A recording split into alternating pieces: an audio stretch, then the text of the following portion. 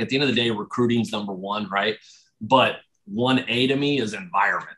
And it drove that home even more for me.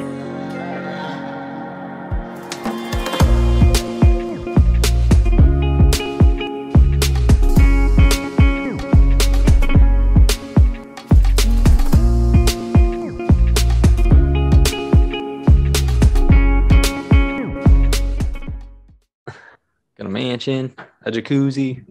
One of my favorite songs. I know, dude. Shout out Mac Miller. Two of my favorites. Welcome back to another episode of Champion School, morning edition, playoff edition, or wild card edition, I guess. I am Ray McIntyre. Joined as always is BZB.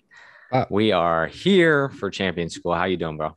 Doing good, man. Good morning. Beautiful morning. We got the sun shining. Arizona weather is moving in a good direction. So we're having a good morning, man. I got the coffee. Let's go. Fired up. And how are you? Quick note. I'm doing great. And I'll get into a little bit of information here shortly, but the quick note on, we have the retreat, right? Coming up this Friday, I believe. And tell them the high.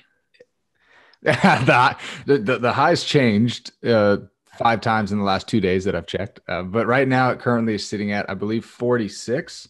Let me go double check that. That's in South Lake. Now Tahoe City, where I believe we are, I have to double check. But okay. Which isn't very far. 45 with an 80% chance of rain now. Last week it showed snow.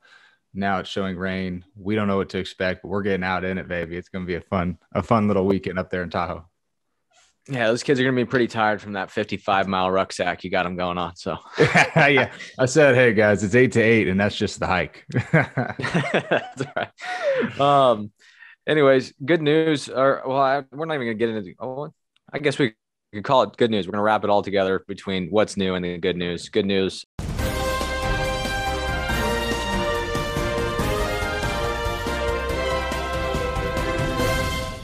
Quick note from me, I guess. I am back coaching. How about that? There's not a whole lot I can talk about. I am with UC Davis. They are going through some things and need some help, and I'm stepping in and helping with another couple guys, and we're going to get these guys through fall. So we're back in college coaching, BZB. How about that? It's awesome, dude. It fires me up. It's like your honey hole, dude. You just somehow found your way back. The best part about it, though, is like the story behind it, and I think the story will be better in the future. For you, though, I don't think you had any intention of going back moving back to Davis, and then just this crazy just whirlwind of events that somehow put you in the right spot at the right time. So I think life's all about opportunities, man. That's the good news of the day. Life is all about opportunities. What are you going to do with them? So those guys are lucky, man. They don't know the hidden gem that is right there in their backyard that's coming in. And you guys start today, don't you? Wednesday? First practice. We're jumping in. So we'll see how it goes. We're going right into team, So I'm excited, but I just want to let everybody know, all of our followers, that that's why I'm a little bit more busy now. So anyways, number 2, our boy Bobby Dahlbeck with the Boston Red Sox eliminated the janky Yankees last night from the AL wild card. What do you got? I'm a little butthurt because I want the Yankees to win. I was doing a little lesson last night and I heard it over the loudspeaker and it said Anthony Rizzo hit a home run. So I thought that we were winning, but no, it's cool. It's fun to watch that. It's good to see Bobby on TV too, man. I mean, the dude's been through a lot and he's worked his butt off to get there, and seeing that team come together, it's just really all about opportunity again. I mean, who makes the most of that? I think that it helps them playing at home. But that was such a good game, and just the Red Sox came out with some intention, and they went out and freaking did it, dude. It was pretty cool to watch that. So now I'm excited because playoff baseball is here, man. We got some good series coming up right now. Yeah, we're rolling. We got Dodgers Cardinals play tonight, Yep. and just think about the pressure of that one game. You know what I'm saying? Like as a pitcher, like you feel like you have some control over it, but as a position player, like you're controlling your 3 at bats and some defense, which you might not even get one ball. So. Geez, a lot of sweat, but I love that they've implemented this as part of the playoffs. I think it just adds that extra layer to it. So even think about how it works out. I mean, you have the Giants and the Dodgers winning 100 something games. I think the Dodgers set like a new record or something. The Giants might have set one, like just unreal. And one of those teams has to play an extra game just to get into the playoffs. It's nuts. They won 106, 107 games, whatever it ended up being. And now they're going up against arguably the hottest team in baseball right now, who won 17 in a row. I mean, you got the Cardinals, who are just clicking on all cylinders. They have veteran leadership all across the board, but so do the Dodgers, and the Dodgers have a big bank. So it's going to be fun to watch, man. Who do you got? Who's your pick of the night? I can't lean on the Dodgers. And not that I think who's even throwing. Do you know is Kershaw on the? Or I don't think Kershaw's throwing. Kershaw's I believe it's either Scherzer or Bueller. I would assume Scherzer. I was gonna say if Bueller has the ball, then it's definitely the Cardinals. Sorry. Yeah, shots fired. Wow. You know what? Electric arm. That goes straight into the if you can't throw strikes where you want it, like you're just not going to be a Hall of Fame arm. Sorry. So, oh well. Anyways, he's good. Not great. They have 3 Cy Young candidates. I think they're doing okay over there. They are, but they're also playing for one game to get into the postseason. You know? Anyways, let's move into this week's Zen.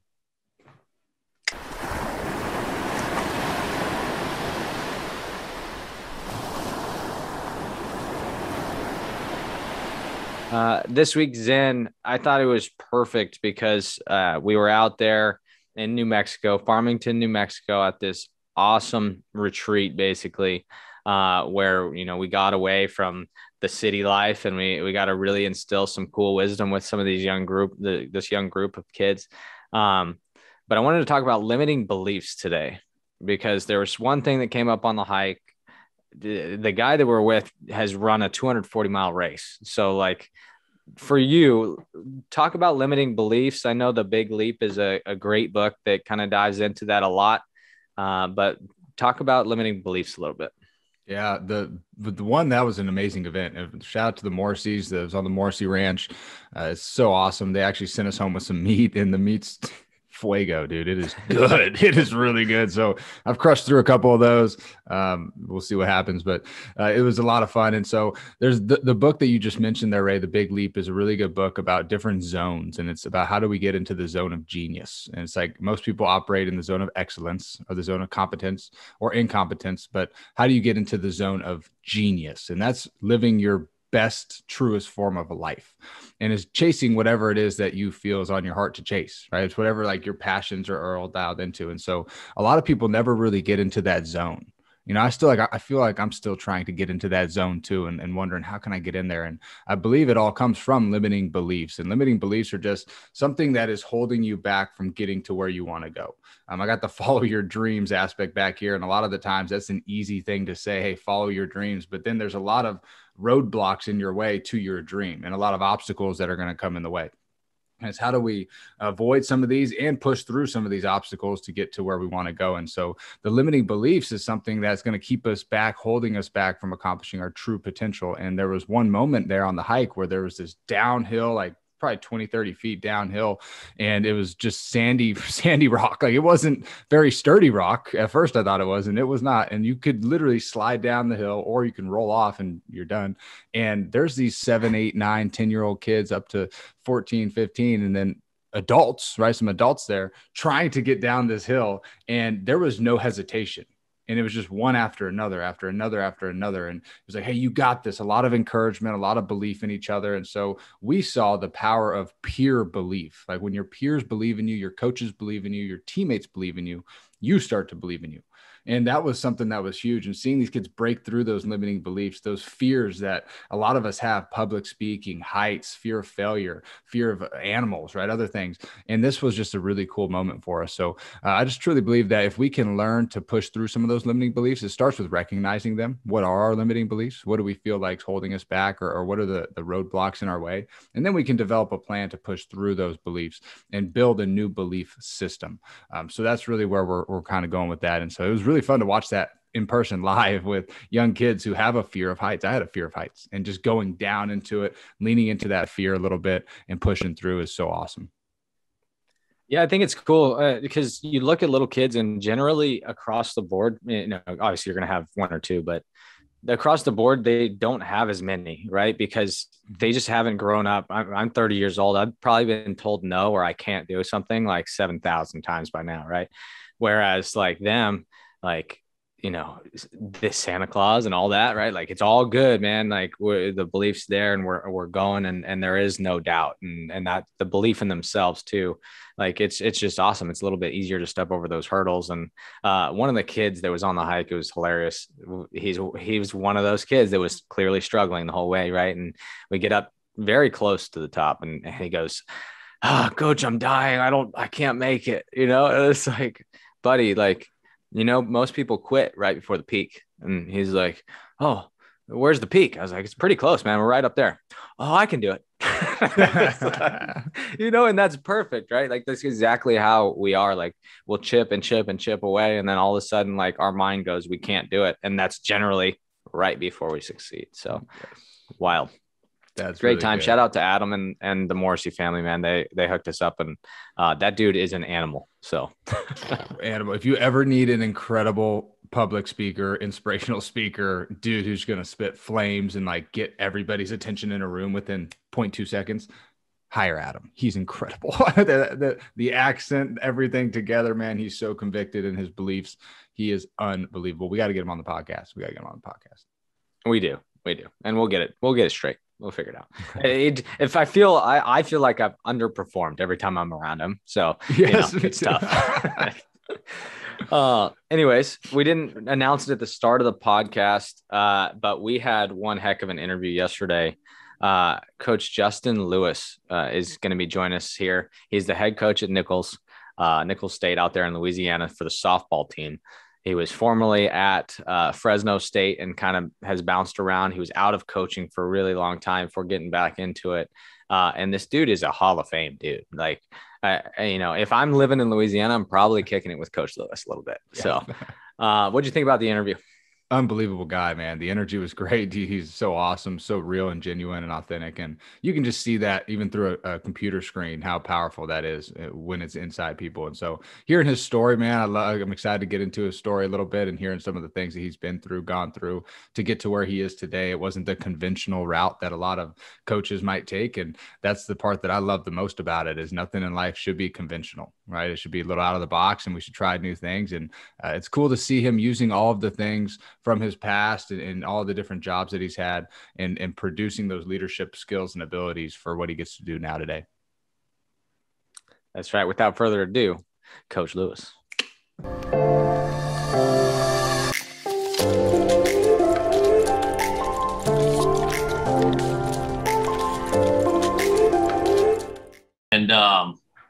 And nobody would let me back in. Nobody would give me a shot. And so I started, I was still working at the fire department and I was like, well, I got to do something else, that I'm interested in. This isn't working. And so I started a podcast, got like, I don't know, about 30 episodes in. And it was just kind of what you guys are doing. I was doing I love listening to Tim Ferriss and all those guys, and was like, man, somebody should do this with coaches, do like a long form interview with coaches, because you always get to hear them with these 5-minute, little scripted blurbs. And that was all we ever got. We never got like the details, the in-depth stuff. And after about a year of thinking that, I was like, well, I'm somebody.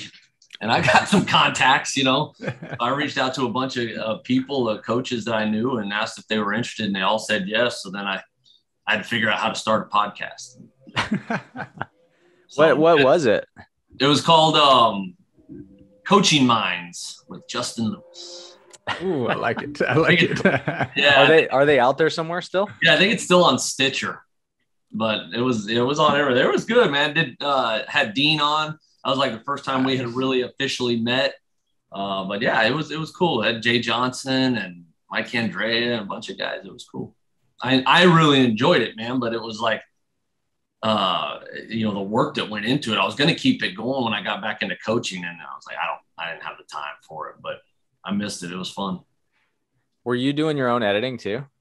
Yeah, which wasn't much because I just let them go. I was just editing the intro and outro at the end. But I would always tell people, hey, if you say something or whatever that you don't want to say and you want me to edit it out, we can do that. But nobody ever did. So it wasn't much, just putting in that intro and outro and kind of figuring it out wasn't bad. Most awesome. Of the work came in the preparation. I always wanted to do interviews that they had never done before. And so I would listen to every interview they'd ever done or read everything that they had put out or whatever, and just try to, talk like, ask questions that they hadn't, ever really been asked, but trying to get them to do this kind of thing where just like, let's just talk. Like they weren't used to it. So it was kind of a struggle at first, and you try to prep them for it at the beginning, and they just sat there and waited for questions, so. Yeah. It's hit and miss. I mean, at least we're with a co-host of a podcast now. We're doing good. So absolutely. For everybody that doesn't know you, I guess, can you give a little background, your coaching history and kind of what's gotten you to where you're at today? Yeah. So I'll just give you my quick kind of rundown. I played baseball all the way through college. Played at Central Arizona in the late 90s under Hall of Fame coach Clint Myers.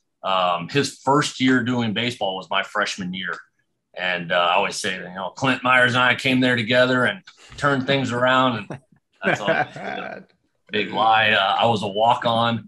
Had gotten cut from my other junior college I tried to go to the year before, and it was one of them one-day tryouts. You get 8 pitches off a guy who's also trying out. And so he told me the next year that he'd give me the entire fall to try out. And I was like, cool. So, well, and then I made a deal with him and I said, hey, well, as soon as I'm going to start for you, you got to put me on scholarship. He was like, okay. But it worked out. And was a 2-year starter there. And then, but I was a party kid, man. I was a mess. And I just ran around with my head on fire. And so he wasn't going to put his name behind me, because even though I performed, I was a mess personally, so I had a bunch of NAIA offers and, nothing that I just thought I was a D1 kid. And a week before school started, one of my best friends was transferring from University of Kansas to Northeast Louisiana University, which is ULM now. And they were looking for another transfer outfielder. They were really young in outfield.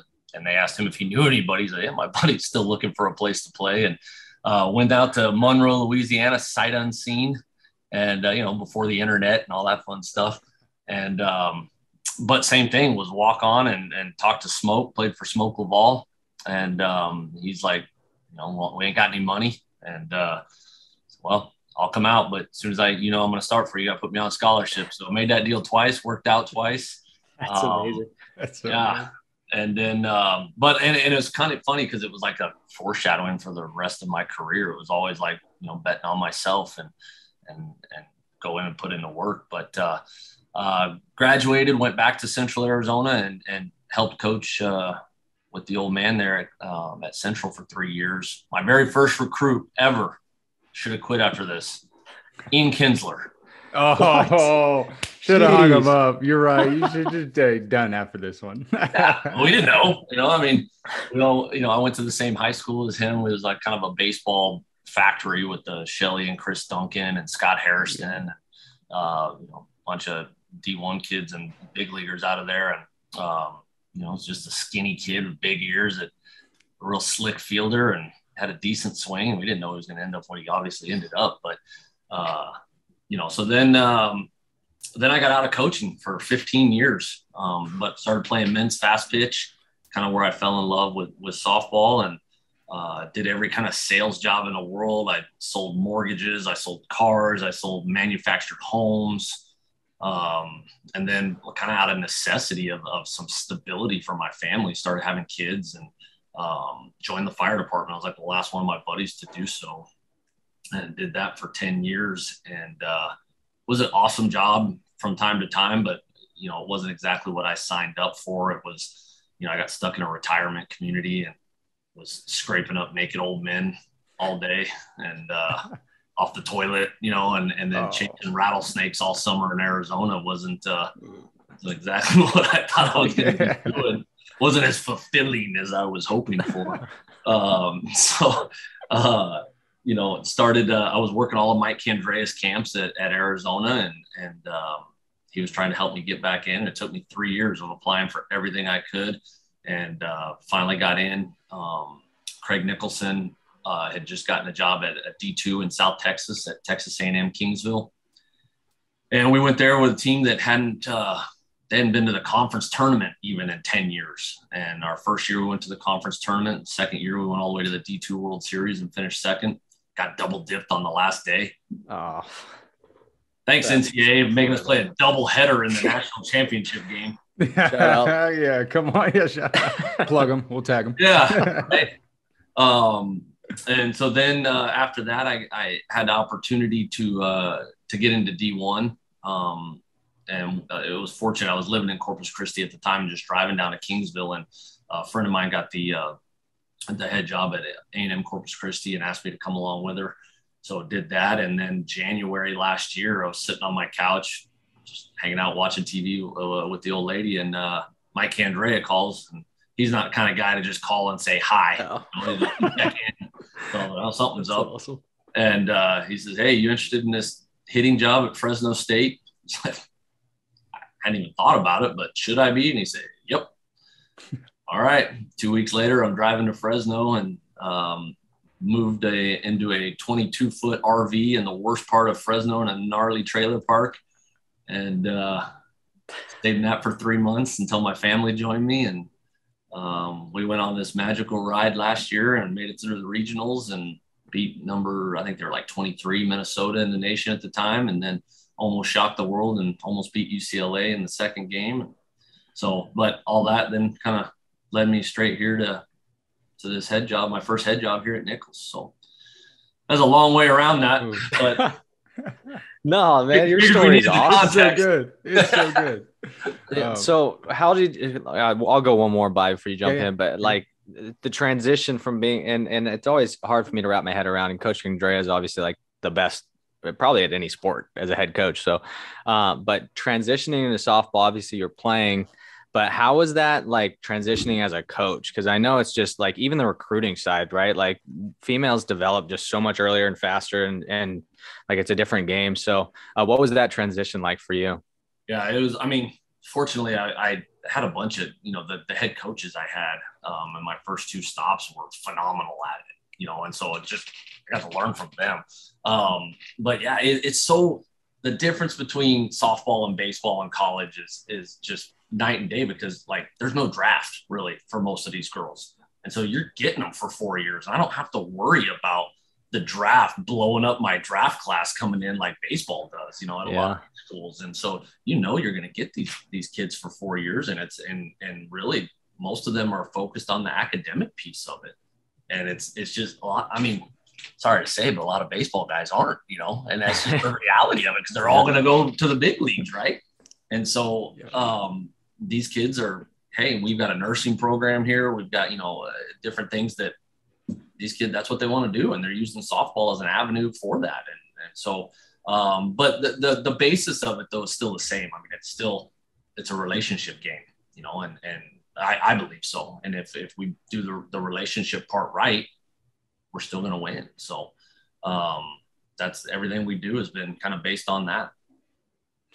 I love it. I love the relationship game. I was kind of in a similar boat there for like a year. I went into a sales job, and all they talked about day in and day out was build relationships, but they never showed us. And so I'm sitting here on a phone, I'm cold calling coaches, and it was a fundraising job for college programs other than Division I. So I'm out here. It was actually worked out pretty well because it built connections.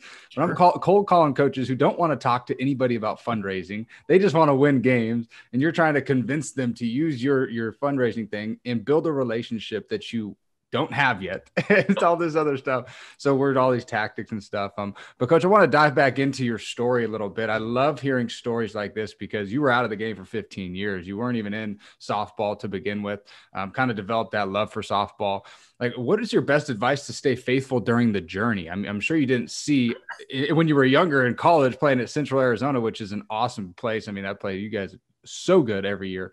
But I'm sure you didn't see a head coach at a Division I level, let alone coaching softball. I'm sure at that time when you were younger. How do you stay faithful during that journey? And what's your best advice to just keep rolling with the punches and the things that life brings at you? Yeah. It's one of those things. I mean, there's so many cliche things that have been so true in my life. Just, you never know, where your relationships are going to take you. Being intentional with the relationships that you develop. And sadly, like, I didn't pay attention to any of that shit when I was younger. Right. And it was like, man, think about if we can pass this knowledge on and get young people to actually apply the stuff that we know now as a 45-year-old Justin understands this stuff now. Like if I could have applied that stuff at 23, 24, where would I have been now? But I'm one of those guys that kind of has to F things up pretty good myself and before I learn it, so, but once I decided to come back to coaching, I mean, I was able to apply all these things that I had been studying and learning through all these years. And so, I look at it, I went from driving a fire truck to a D1 head softball coach. And this is my 5th year. Right. So like, that sounds pretty amazing, but it was the 20 years that I've been working on myself and becoming a better person and becoming a leader and reading 10,000 books and listening to every like doing all that stuff and then trying to apply it into my life. And then when I got to do this, it was like, I was ready. And that's why I thought that I could make this jump and get to, run my own program. I literally thought I could do it in 5 years and I actually turned down a D2 job after year 2. But it was like, it was either take the D2 job or get into Division I. And with the goals that I had set, it was, more important to kind of get into D1. So I kind of little delayed gratification there, I mean, there's so many of these lessons that I was just, as they came up, it was like, what's the right thing? Well, what it is. You've read about it, you've learned about it, you've applied it in other areas of your life and, let's roll with it. But it was just, we talked yesterday. We had a big lesson about the process. That's the big buzzword right now, but we don't just say it. Like we had to explain it to our team yesterday. Like, what does that mean? Like break that down to what your process is. We're coming in, we're installing a whole new system here. We teach hitting different than the last staff did. So trying to get them to unlearn a lot of things and they're frustrated with it. They want that gratification right now. They want to, our microwave society, they want the result right now. And, I tell them, I grab my belly and shake it and say, listen, man, it took me 45 years to get this thing. I can't jump on a treadmill in 30 minutes and expect it to go away. So this is the same thing when you're looking at your swing or, changing anything there. Like it's going to be a process and it ain't going to happen right now. Like you have to stick with it every rep, focused on that swing, that rep, with intent and over time it's going to happen, but you can't just go, this doesn't work and go try the next gimmicky thing and go from there. So a lot of it was just, I was fortunate that I put in the work when I was I ran into a mentor when I was 23 or 24 years old that, started introducing a lot of this, stuff into my life and I ate it up. I wasn't a smart kid growing up. I was always that kid that was, took joy out of being the dumb jock and refused to read anything unless it had a batting average on it or something like that. And some stats, my head is still filled up with useless song lyrics and baseball stats from when I was a kid. But once I figured out that I could learn and I just had to figure out how I learned, man, I just started going crazy with it and reading everything I could. And then for the last, 4.5 years, it's been about, man, let's really get down and apply this stuff and see how it works. And obviously it's working out a little bit. So. But now I got to back up all that trash I've been talking for the last few years. Yeah, now it's putting it into trying to action. Put it on the table, buddy. Yeah. Hey, here we go, thrown into the fire. Now you're prepared for it, man. And the thing I love about this most, man, is that it's not the traditional path. It's not I go be a GA, then I go to a volley, then I do this, and now I'm a head coach. It's like I was out of the game for this amount of time, but I kept working on myself. And a couple of things that I see with very successful people is personal growth is first and foremost the number one thing that they do, no matter what field it is. And then two, like you said, buying into the process and knowing that it's not going to be an overnight success or that Amazon 24-hour delivery where it just shows up on my doorstep and I'm feeling great now. You got to work at this. How do you get your ladies to buy into your philosophy and your process? I know it might be new now as you're kind of going through it and applying it, but when you're going in, I know a lot of people are hesitant to try new things, especially when it involves change. For you and your staff, how do you guys really get them to buy into that process? Even taking us through some of that meeting that you guys had of like, hey, let's keep working. Let's keep going through this, knowing that this is going to pay off during the springtime. We're fortunate here. Man, we got a good group of girls. It's funny, before we started practicing, like I'd never really seen any of them play at all. But every time I met a different one, I'd get more jacked up because they're just awesome human beings. And they were just so excited about what was going to happen. And I just kept telling people, like, I don't know if we can play softball at all, but man, we got a great group of kids. And so that was exciting. Like when, you get to be around good humans, like it makes everything way more enjoyable. But the process of changing things, this is the fourth school I've been at. And one of the things I've noticed is that when you go to a team that had been losing and they have a sense that you might know what you're doing, like they're all in from the get-go. Like, yeah, I could ask these girls to stand on their head and swing the bat with their feet and they'd do it and be happy about it. Right. And figure it out. Like there's been no issues. Where I really had the hardest year of coaching that I have was last year when I went to Fresno State. I took over for Matt Lyle as a hitting coach. Yep. And so here's a popular guy who knows what he's doing, right? And the girls loved him. He's a great dude. He was invested in their relationships. And so here came like the stepdad, right? Like it was this whole other scenario that I'd never dealt with. And I was getting shade thrown at me, and I'd never had that in my career. So it was hard for me. I liked to be liked. It was very difficult. And Fresno last year, we didn't have a fall. So COVID shut down the university completely. They had no fall season at all. The first time they saw their kids was when they showed up in January. Wow. Yeah. What? Yeah. And so here's one of the greatest experiments in coaching was I was so jacked up to see what was going to happen. Just like, because we always feel like, oh, we're not prepared. We're not prepared. We need more time. The NCAA regulates us on all this time. I was really interested to see how much it mattered. It mattered about that much. We messed up a couple bunt defenses early and maybe screwed up some cuts and relays early. But at the end of the day, it didn't really matter. The kids that got after it all the time got after it on their own. The kids that half-assed things, half-assed their way through COVID and quarantine and came in out of shape. And it still played out like it normally played out. And, it wasn't about like that stuff. I mean, granted, we had an All-American pitcher. We had a really senior infield that knew all the bunt defenses and all that kind of stuff already. So we weren't having to install a whole system like we are here. This might've been different, right? But for that, like it really was eye-opening for me to go like, hey, some of the stuff that we think matters a whole lot, it don't matter that much. And it made me even like, I was already all in, like still like at the end of the day, recruiting's number one, right? But 1A to me is environment. And it drove that home even more for me because I got there, the environment was interesting. And then I came in the middle of it and, replacing a popular guy. And it took us a while to kind of get it right and for them to kind of buy into some of the stuff that I was talking about. And we brought Dean in. It took me a while to get Dean brought in, but finally got the head coach to buy off on that. And that really started to turn things, for the better for us and kind of let us on that magical run. But that was the most challenging of situations. And you see that a lot when people take over programs where there was a really popular coach there who won. It's that whole saying, like, you don't want to be the guy to replace the guy. You want to be the guy who replaced the guy to replace the guy, right? Like, and so like when you go in and you're replacing, this team had, they haven't been very good the last couple of years. It's pretty easy. So as far as getting that buy-in, but yeah, I mean, you're still going to run through the daily, monotony and of softball practice that, we've got to master the mundane, and be excited about it.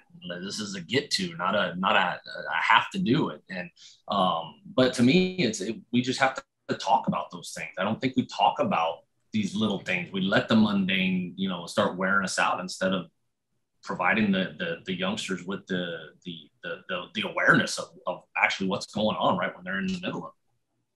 Yeah, good thing Caitlin Lowe took over for Coach Kendrea. You know what I'm saying? Because there's literally nobody else that would have stepped into that role and been welcomed. Yeah, that's true. So. Yeah, she's a good human being and obviously has the resume to back that up. Because yeah, you're right. I don't think anybody else is going to pull that one off. I'm still interested as heck to see how it goes too. Because I know it's still going to be different. So there's a lot of pressure. Those alums are no joke either. Like they have a lot of say in that organization. So it'll be interesting. Excited. So side note, my wife played there. That's the only reason I have all this insight. So I love it. Who's your wife?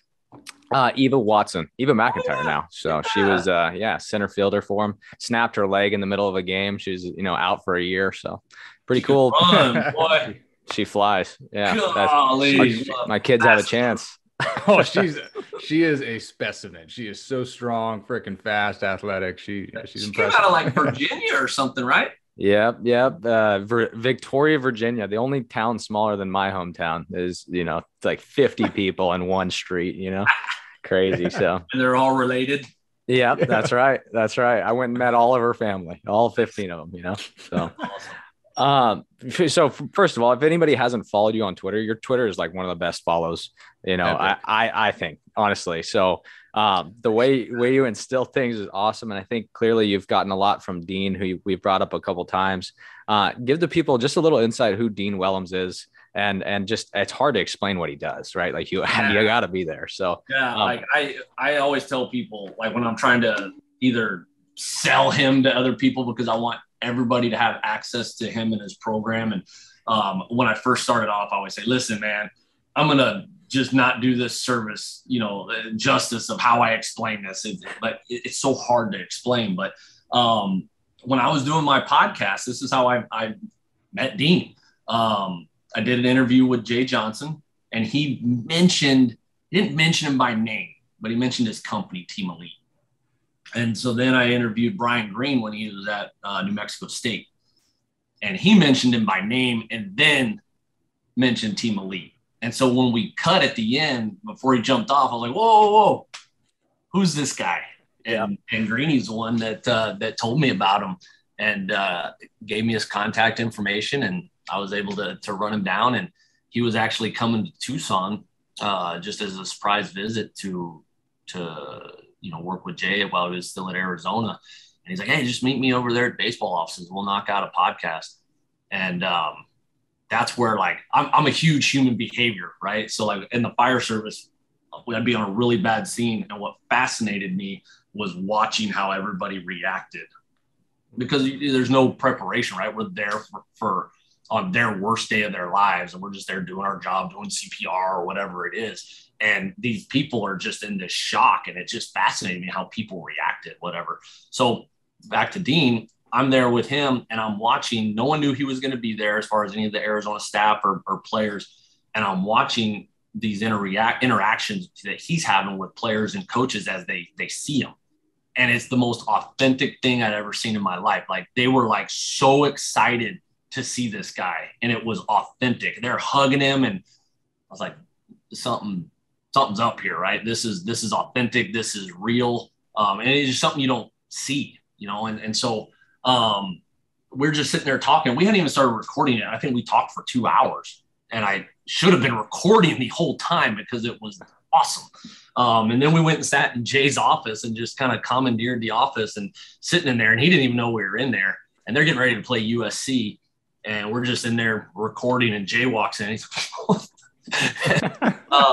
but I had got to know him through interviewing Jay, and then I'm sitting there with Dean, and we're like, sorry, coach, we can get out. And he's like, no, you two guys are good. You guys hang out here. I'm so that's where it kind of started. And you have those special relationships that, or you meet people, and it's just something clicks and something connects. And it's kind of been the case with him and I. I mean, we knew somehow we were going to be involved with each other. We didn't really know how after the podcast. I was even thinking, man, I always wanted to do what he does. Like, that was something that I wanted to do. And we kind of talked about it briefly. And then I started looking into getting back into coaching, and he's been amazing. He's come to every program that I've been a part of, and has had amazing success. These kids do these reviews for coaches at the end of the year. We get these surveys, and Dean gets the highest marks out of everything.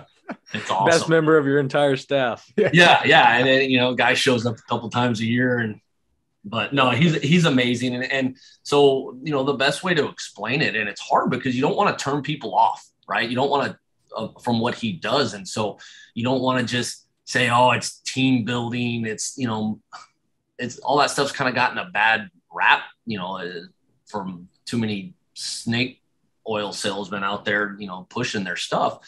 But the best way that we've kind of come up to this, to talk about it, is it's personal development, but we're doing it all at the same time. So it gets kind of called team building, but we're all going through our own personal journey through our time with him. And each part, like, it'll hit somebody different, every time we're going through something. And, but it builds, so when I was interviewing for the Fresno State job, the baseball coach, I got a legendary coach over there, Coach Batesel, that he was asking me, like, hey, like, you've kind of got this extensive leadership background and stuff. Like, what do you think we should do? Like, I got all these guys coming. I haven't even seen any of the freshmen. I don't even know any of these people, but we got to get going in, just a few weeks. And I said, you need to bring Dean in. Yep. And I don't think he kind of quite understood what I was talking about, but the biggest thing was, like, you need to develop trust right away. And the fastest way to do that is through vulnerability.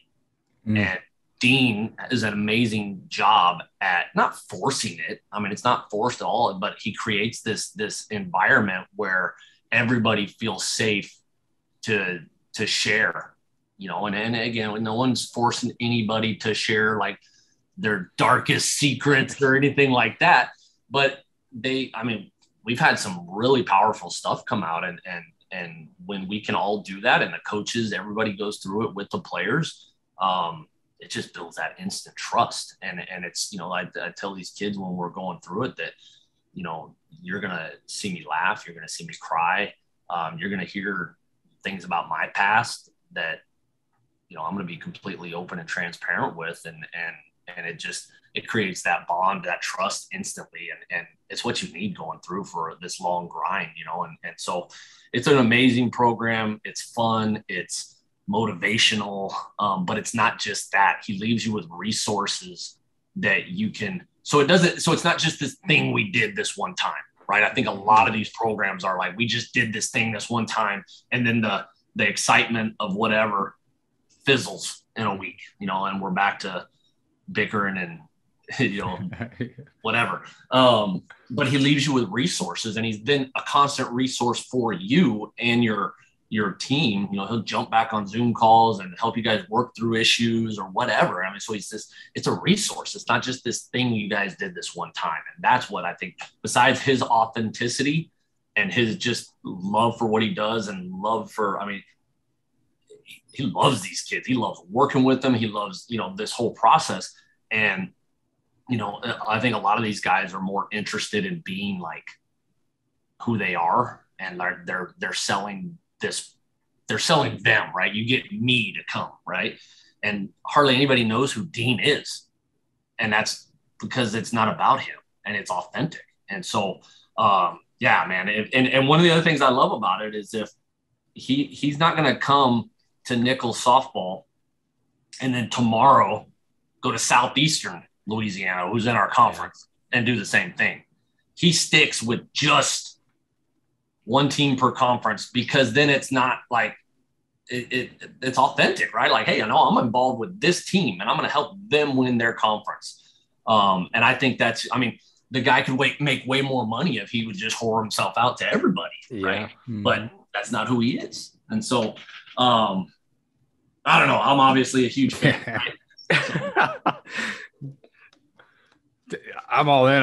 When Dean came to Nevada, I'll never forget. We had, I think it was 3 or 4 different people come in that fall, and it was when Jay just got the job my junior year. I think Ray was his first year coaching, and we had 4 different people come in, and it was like boom, boom, and it was like the great people, nothing wrong with them. They were awesome, a lot of good knowledge, but there was one thing missing, and it was the connectability and relatability from the presenter to the athletes. And then Dean came in and he just fires us up. He walks in like a bat out of hell, and we're like, what the, like, I immediately stand guard, like, what's going on here? Like, who is this dude? He's fired up. He's like, all right, everybody, this. And we're like, oh my gosh, I was not prepared at 9 p.m. at night for this thing. And so he comes in just rolling. And then by the end of it, like you said, we're crying, we're laughing, we're hugging, we're like broing out on the way up to the parking garage to leave. And then it stuck with us because, like you said, he keeps coming around and he's always there for you. I want to kind of lead off with something, and I see it with you, I see it with Dean, and I really see it with a lot of people that are really good at connecting with others and building those relationships. And it's energy, bringing really good positive energy and creating that energetic environment. How do you source that energy? Like, where do you really get that source of energy for you, coach? And is it just part of your personality? And how important is that positive energy to build that culture and sustain that culture through the ups and downs of a season in college? Yeah, well, so the energy part, I'm not jacked up all the time like this. Like this is something like I have to save up, right? You'll see me at practice and I'm pretty chill. I'm pretty chill all the time. Most of the time I'm, you look at my press conference, I had to follow up the new baseball coach here, Mike Silva, and this dude lives like at a 10, he's this guy all the time. And I'm going, shit, I got to follow this guy and I got to do my press conference. And I'm going to be up there. He's like, hey guys, this is just me. And I'm here. So I've got to save up. And I even have to remind myself at practice, like that they need the energy. And because it's not, I'm chill, man. It's just how I am. I'm a pretty relaxed guy, but so understanding when I have to have the energy and when to use it. When I was younger, I was at a 10 all the time. And I think it offended more people than it really helped. I was in everybody's face and loud, and that can be kind of off-putting. And so, a lot of this stuff that you kind of learn is self-awareness, and you start learning, different people are different and all the different personality types. You go through a million of those trainings and in your sales careers, and you start learning that, man, we need to be able to attract people to us, not repel people from us. And if I'm at a 10 all the time, I'm probably repelling half the people away from me, and so it's reading the room, reading the individuals as far as just the energy goes. And, and then as I get older, I just don't have the energy, period, to just be in a 10 all the time anymore. And so, just understanding myself and my own awareness that I don't have to be like that. But I've always been optimistic my whole life. Zig Ziglar had a quote that I used to love. He's like, I'm so optimistic, I'll take my last $2 and buy a money clip. That's awesome. And so, but I've just always been, that you have a choice of how you're going to think about things. And I don't know that being optimistic is any more than being pessimistic, but it makes me feel better. And that's got to help, and so we just have choices every day. You're going to come across things that suck, and how you deal with it is you're going to have, you're going to let it ruin your day and be, pouty pants all day, or you just going to roll with it. And it is what it is. If something happens to me, these young ladies that come into this office or I meet down at the field or whatever, they didn't ask for me to be in a bad mood. They, you know what I mean? I owe them everything I got on a daily basis, and that's another Dean quote, right? I'm not asking for much, just everything you got. Right. And I take that serious, and they get everything I got. And then so but it starts with that consistent positive attitude all the time. And that consistency in that is I think super important for leaders, and it allows other people to understand where they stand with you all the time. When I was at the fire service, I had a battalion chief, and everyone, kind of was like, this guy's bipolar, right? We didn't know where to stand with him. And his name was Bill. So they'd say, is Bill in today or is Will in today? Because he'd be two completely different people. And that's hard, where you don't know how to act around people. And so one of my biggest leadership qualities is consistency, and that consistency in your temperament, your attitude. So I think I've always just been like that generally, but once you start really understanding it, it's as far as repelling or attracting people to you, I think we'd all rather be around people who have that positive mindset all the time. Absolutely. I love that too. And I love the consistency piece, and how you show up, the temperament, your attitude, and how you treat people too, being consistent in your values. That's so good. My last question, I'll kick it back to Ray. Maybe we hop into the game. And I don't think we ever prepped you for the game, Coach, but we have a great game and you're going to kill the game. You're going to crush it. Is really like over this last 20, 25 years since your playing days in through the sales jobs, fire department, into now coaching again. Who has really been, I know you mentioned your mentor earlier, who have been some of the main pillars in that, who have helped you develop these qualities that you've learned over these years? And what is your best advice to anybody else who's going into something new, unknown, or uncertain that they're a little nervous about? They're trying to take that leap of faith or dive into a new venture. Maybe they're transitioning into or out of coaching. What is your best advice for those people who are like on the edge, on the fence, but they don't really know if they can plunge forward and lean into that fear? Yeah, I get a lot of calls from fire buddies who are either getting close to their 20 years of service, and you can retire 20 years and be like 50 years old, and you still got your life, and you're going to get a pension, and now it's like, what do I do? And so a lot of them, or they're they reach their moment like I did, where like this isn't what I wanted, and it's time to go do something new, but it's that fear that holds them back, and so they'll call me like, hey, what did you do? And what, so I get those calls a lot, and I'm glad that they call me, because I'd love to help them out with it. But I had some amazing people and still do in my life. And I've always been a relationship guy. And one of the things I learned really early in my adult life was to be intentional with these relationships. I wasn't all, as kids, we don't really pay attention to that. And that's how a lot of us end up in bad crowds, and I certainly ran with some knuckleheads back in the day and got in a lot of trouble. And, but then when baseball season would roll around, I'd go hang out with those guys and kind of keep me straight for a little while. But, so I have to, obviously Dean is huge and has been in my life for, the last 5-6 years. But there's another guy named Eric Thompson, and, this guy.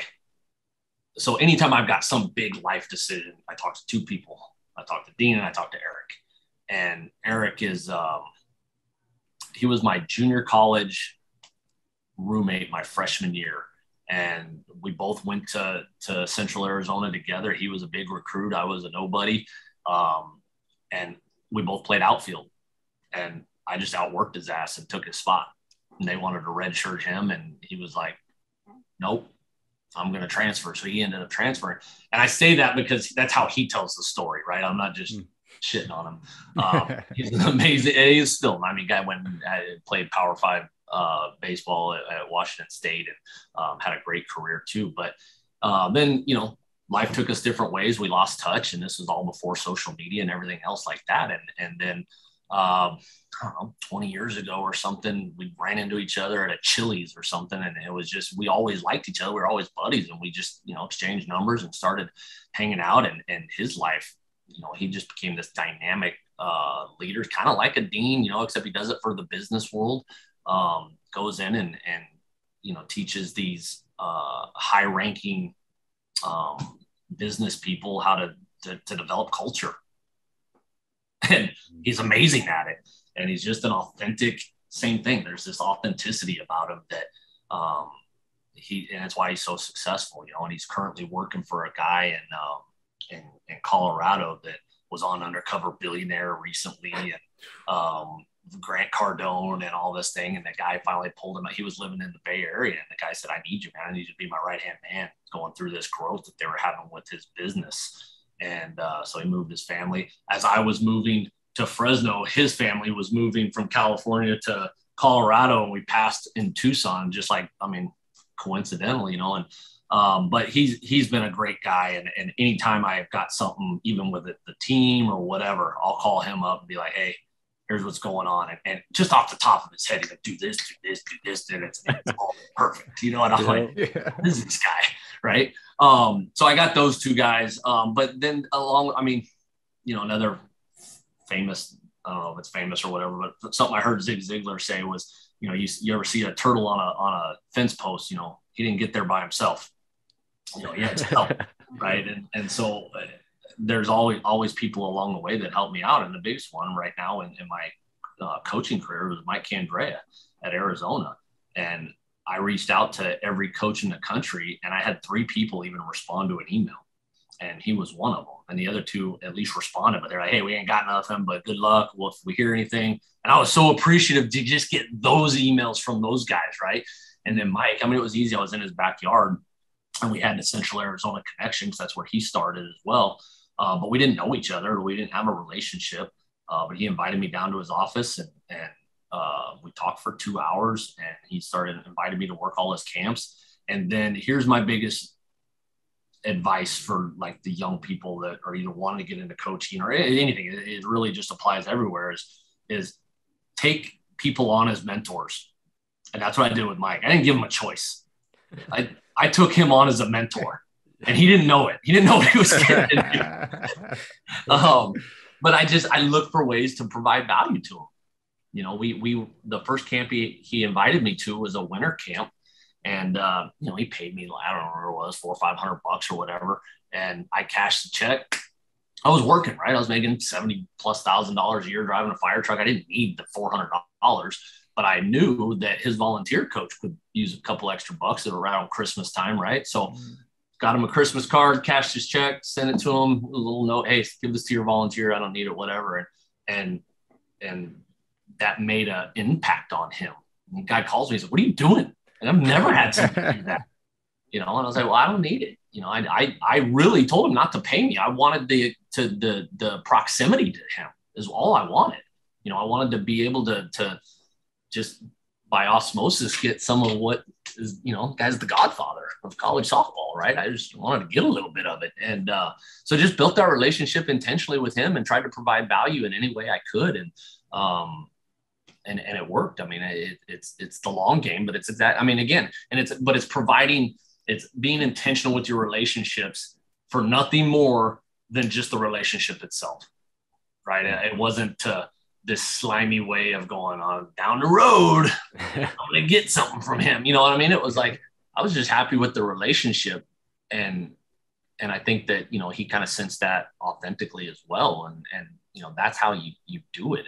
And it was, I knew that he could potentially help me, but I had to be okay with him never helping me either, and being okay with just the relationship. And that's I think, you know, a huge piece of why I'm here. So good. So good. Go ahead, Ray. Gary V hits on that all the time. You know, he's just, if you want to be a millionaire, you know, get as close to the sun as possible. And that's the only way it's going to happen. But man, yeah, that's that Tim, you know, Tim Ferriss talks about that all the time. You know, you're the 5 people that you hang out with. You're the average of the 5 people you hang out with. And you want a better life, get better people to hang out with. And, you know, and in all areas. I mean, I know guys that are super successful that like have different 5 people crowds for their finances, for relationships, for like everything, you know, and it's very rare you're going to find 5 people to hang out with that are completely dialed in every area that you want to be, right? So like you might have to seek out those other people. But yeah, Gary V, man, that dude, it's my guy. I met him twice. I got pictures with him. He's so, again, authentic. Dude, you're a legend, first of all. Yeah, legendary. A quick question before we get into the game, because you've hit on it a couple of times. You're a big reader. Can you give us a couple books that you're big on? Like, I'm sure you've read a million, but a couple that stand out in your mind right now? Yeah, the best 2 that I've read recently, Think Like a Monk by Jay Shetty was phenomenal. And then I don't know if I have it up there. I think I lent it out. I lend out books, man. I don't get them back.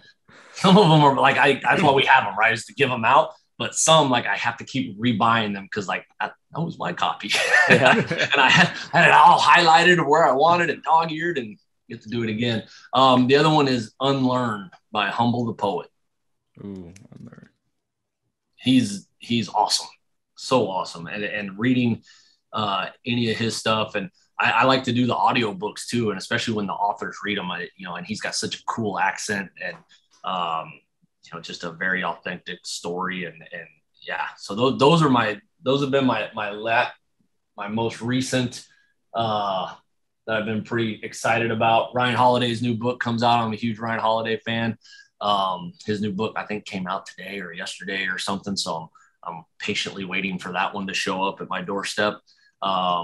I'm big into all of his books. All the Obstacle is the Way. I probably read and reread that book 9,000 times. Don't get me started on books. So, well, we have a different podcast. We have like a combined 90, 12 and a half by Gary Vee coming out. They'll be sent to our place. So we're going to have to shoot you one. I don't know if you have any. No, I haven't. Is he got a new book out? It comes out in November. So the NFT scene, I don't know if you know anything about it, but I do. And I do. And I got to watch what I get involved in because I go down rabbit holes like crazy. We need to get you on the team, man. This is a rabbit hole. Oh my God. And Gary Vee with his, like, I had to stop. Like, I still pay attention because he's in my feed, but I don't dive into his garage sale stuff that he's doing in his NFTs. I had to draw the line somewhere, and there's another lesson too. I mean, sometimes people are right for us. I mean, I was old school Gary Vee, winelibrarytv.com, old school Gary Vee. And I don't even like wine, but I saw an episode of him, and it wasn't like the typical wine snob. Like my brother-in-law would get just the heck out of here, man. Gary Vee's like, does it, spits it in a New York Jets helmet, and he's like, that tastes like a racquetball, I was like, this is our guy. This is my guy right here, So oh, that's awesome. Well, yeah, we'll send you a copy. It comes out in November. But we'll get into the game if that's all right. Let's do it. On it or off it. So basically, we're going to run through 10 things, a random list of 10 things. And each time you're just going to tell us you're on it, you're for it, or you're off it. It's not really your thing. And then just like a one sentence as to why. Perfect. All right. Number 1, bike rides. On it. And here's why. I like to run. I run. I don't like it because it hurts, especially as I get older. But David Goggins I've always had this thing with running that David Goggins was more eloquently able to describe why I liked it. Was like, I like the battle of my mind telling me to quit as soon as I start. And so I figured that out early. And that's why I like running, is I love that mental battle that I have with myself every morning. It starts with when the alarm goes off, right? I'm made for the covers today, and sometimes I win, sometimes I lose. But because I like to run, but my body just breaks down, and the inflammation and stuff, it's bike rides have helped my knees out a little bit more. Very nice. I'm on it. It's October, so horror movies. I'm off, man. I'm off. My daughter's into them, man, and it's concerning. I don't like being scared. I had a captain that was always trying to get us to watch horror movies, and I don't like the feeling, man. I started trying to pull nose hairs out of my nose. Not my thing. Off. Tom Brady. And can you be both, right? I appreciate the greatness, right? But I grew up a Dolphins fan, and that dude worked his heart out more times than I care for. And I appreciate him and I mean what he's doing. And I don't know, they're gonna have to crack that dude's brain open at some point and see what the heck. So I appreciate that, and I love when people get haters like he gets, man. That's when you know you made it. Yep. That's right. Soccer. Oh, off. Dude, we're just gonna move on to the next one. Camping. I'm American, right? I mean, like, I know it's getting like more important, but like to me, and this is me talking trash now, right? Is like, I'll never say this to any soccer person's face. So, but I always used to say growing up, is like, dude, we played that when we were like in 7th grade, and then the only people that kept playing it were people who couldn't play football, baseball, or basketball. Yeah, the true athletes, right? That's right. No, and that's obviously completely not true anymore, but that's just me talking trash. Going camping. Oh, on it, man. There ain't nothing better than getting out in the world and nature, and it's just so resetting. I grew up hunting, fishing, sleeping on the ground. My family's not. I got the biggest city slicker group of kids and wife ever. You guys ever read a book called Vagabonding? No. Ralph Potts. Don't read this book if you don't want to travel. and like it's gonna affect your world. I ignored this book for 2 years because I knew what it would do to me once I read it. And once I read it, dang it, I wanted to travel. And so I couldn't, like, he talks about like going overseas by yourself and living in hostels and like all this kind of stuff. Couldn't do that with my situation with the family. So my version of that was right before I left the fire service. I had all this time built up and I knew I was going to leave. So I got a 30-foot travel trailer RV with a big lifted Ford Excursion. And I planned a 32-day round trip all the way up the California coast up to British Columbia and back. We didn't make it. We didn't make it 15 days. 2 weeks in. Yeah, we're good. Yeah, we didn't even get out of California, man. Yeah. And but for my family who'd never done anything like this, like 2 weeks was probably way more realistic. And I was just Clark Griswold, you know. I wasn't having it, man. I wanted to get to Canada so bad, and yeah, we didn't even make it past San Francisco. But that was I'm gonna try it again. If you're gonna cut down your own tree, just make sure it's a 50-footer. You know. That's right. Indiana Jones. Yeah, I kind of dug him when I was a kid, but I'm indifferent to him now, so I guess that's an off. Okay. Badminton. Dude. Badminton. Now I haven't played it forever, but when I was in college, I had to take, I got this wonderful PE degree from a school in Louisiana where they filmed Duck Dynasty. So education was high on my list. And, I was going to the league, right? I was, like every other college baseball player. And so I tried to find the easiest degree I could find to keep me eligible. And I ended up in this team sports class. And that's where I got my first, hardcore learn the rules of badminton. And we played it and I was like, this is a great game. And then, so I was recruiting this kid a couple years ago, and she's an old school big girl pitcher. Like, she's big, tall, and just a big girl. And she's like, hey, coach, I was trying to set up a Zoom call for recruiting. She's like, I can't make it. I got badminton practice tonight. And she's dead serious. And I was like, what? And she's like, yeah, I'm not the typical badminton player, but I'm here to dominate. That's awesome. Did you just ink her right away? Yeah, I was like, I want this kid. That's awesome. A little off topic, video games. Yeah, I used to be on them hardcore. The day I brought my son home, I unplugged the Xbox and didn't play anything again until he started getting into video games. And it was just as, because rabbit holes, right? And I just knew that if I didn't unplug that thing and get rid of it, I wasn't going to be the dad I was supposed to be that I had in my mind. And so started playing with him when he started getting older, and because he couldn't, figure it out. And so you play together, and some of those games they have, like with the Lego characters, like I could play and he would tag along the whole time and it would be fine until he learned what he was doing. But then once he learned what he was doing, he hasn't let me play since. So I guess now I'm off because I don't play. To softball, moving the fences back in softball. On it. Ooh. Is it because you're a baseball mind? Because my wife's a purist, so she's way off it as an outfielder. But. Yeah. Well, so here's the deal. She should be on it as an outfielder because outfield in college softball doesn't matter nearly as much as it does in baseball. And that's a really unpopular thing for me to say right there. But because the fields are smaller, outfield play isn't nearly as important. Now, it's still important, right? I mean, obviously you want athletes and rabbits out there to go run balls down, but the fields are so much smaller. It just isn't as important as it is as defense in the infield. It's my opinion.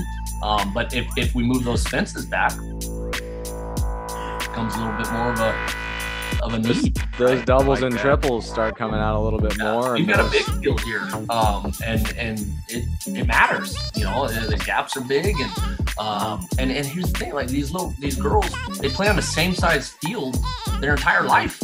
Yeah, we don't do that in baseball.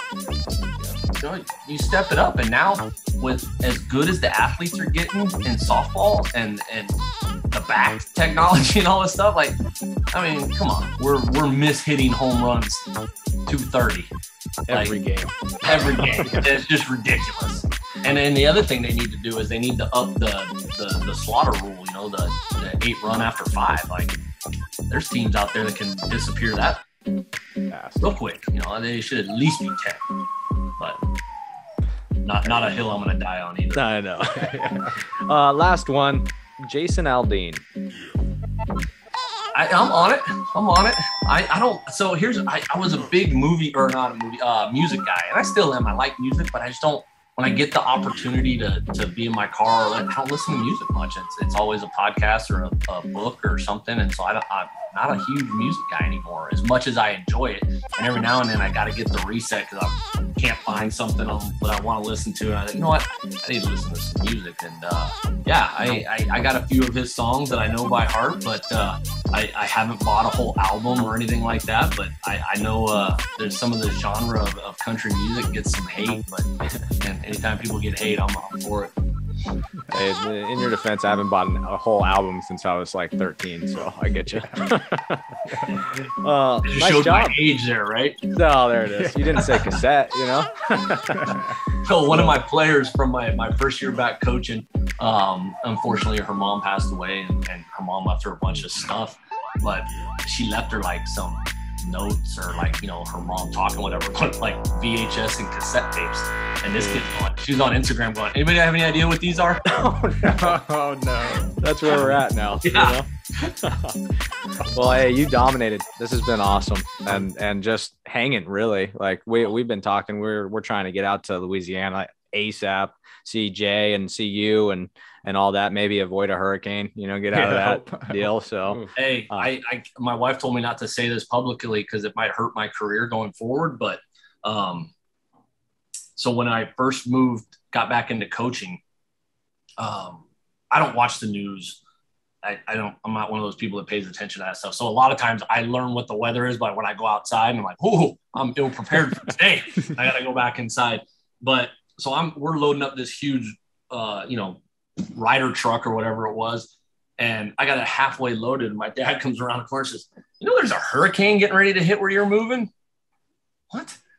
So I look, and I was like, oh, crap. So the day we were supposed to move into our house in Corpus Christi was the day Harvey hit. And so we got stuck in a hotel room in San Antonio for like 4 or 5 days. You know, when you're packing for like an overnight trip, it was kind of inconvenient.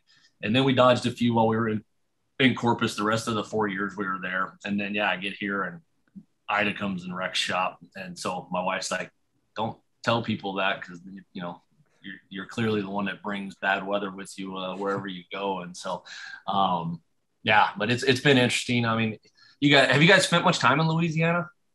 No, trip to Ruston and we played in Lafayette. Those are the only 2 places I've been. People here, man.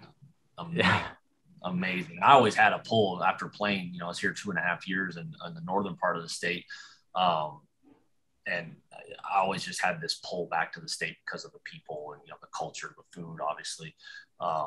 My wife's West Coast, right? And I would tell her this. I was like, we're going to end up back in Louisiana. She's like, no, we're not. The Nicholls job came up and I was like, there's my shot. But it worked out getting her on board. She ended up getting a assistant professor job on campus in the Department of Education. And so that was check.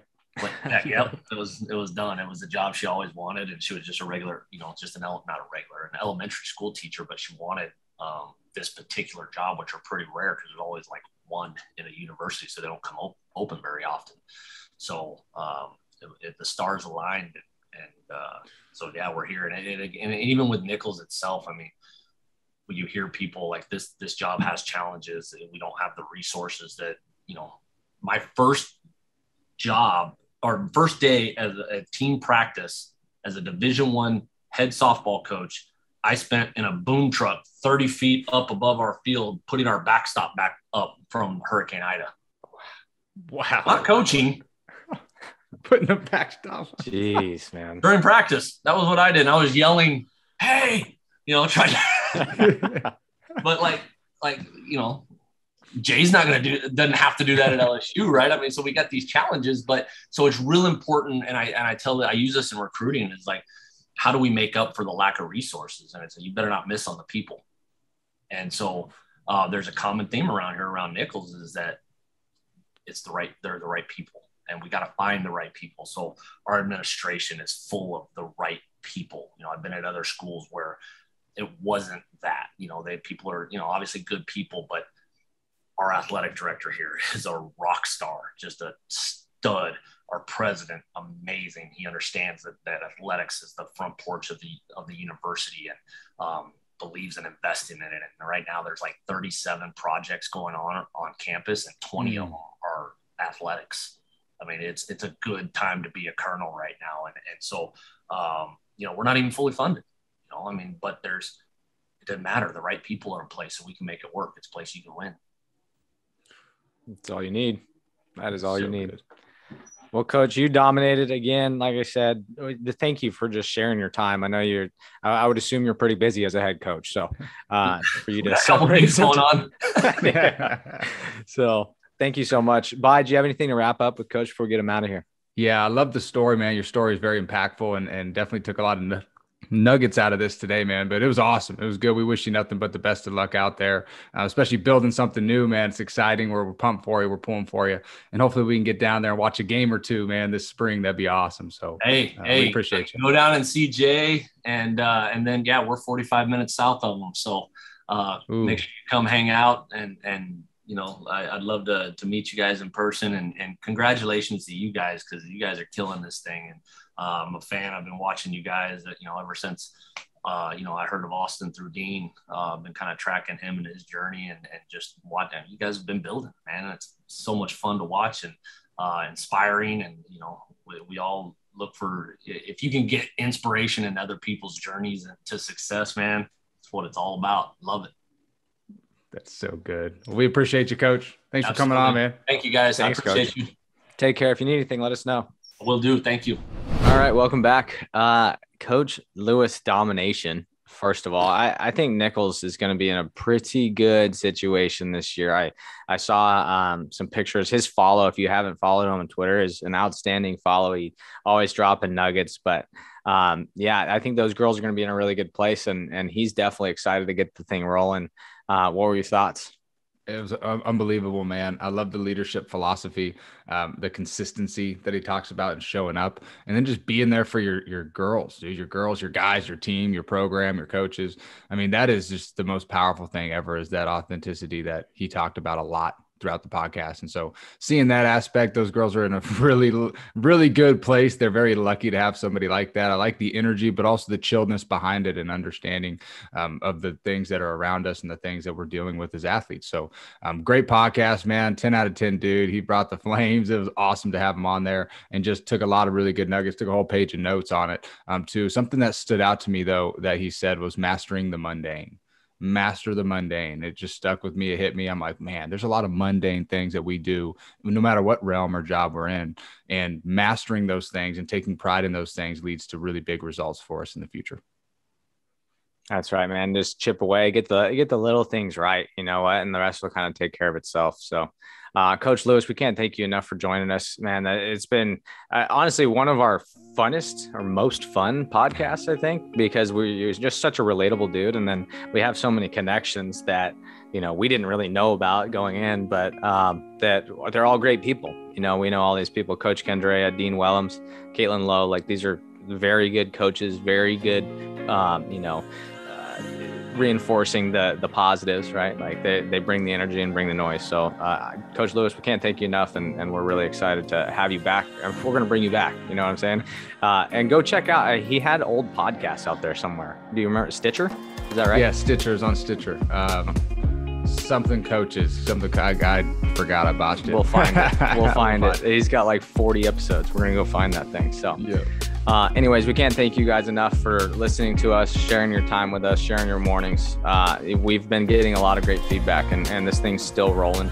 Obviously, I'm getting pretty busy here, but we're still going to be cranking these things out weekly and talking to a lot of great coaches and bringing you guys some value. So if you haven't already, make sure you follow us over there on Twitter, at Major University, at Project Sandlot, to get both of those going. And that's going pretty good. We're rolling on that. So we're hoping to get there. Obviously might get pushed back a little bit right now with things going, but we are still working really hard to get that off the ground because we think it's going to provide a lot of value for some youth that need it, you know? So thank you once again for joining us. Ray Mack, PZB, we out.